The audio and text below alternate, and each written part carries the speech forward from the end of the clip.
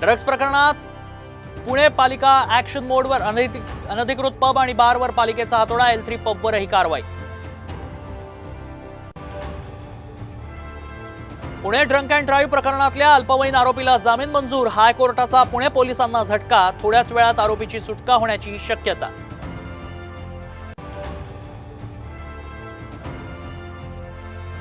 सरकारनं फसवणूक केल्यास पुन्हा मुंबईत येऊ, जरांगेंचा इशारा, तर भुजबळांकडून दंगली घडवण्याचा प्रयत्न होईल, त्यांचं स्वप्न पूर्ण होऊ देऊ नका, जरांगेंचं आवाहन। पीक कर्जासाठी शेतकऱ्यांकडे सिबिल मागितल्यास FIR दाखल होणार, उपमुख्यमंत्री फडणवीसांची बँकांना तंबी।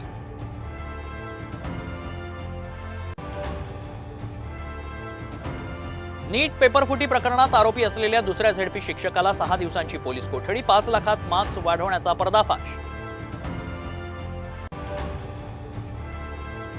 निवृत्ती महाराजांच्या पालखीचं पहिलं रिंगण, सिन्नरमध्ये पार पडला रिंगण सोहळा।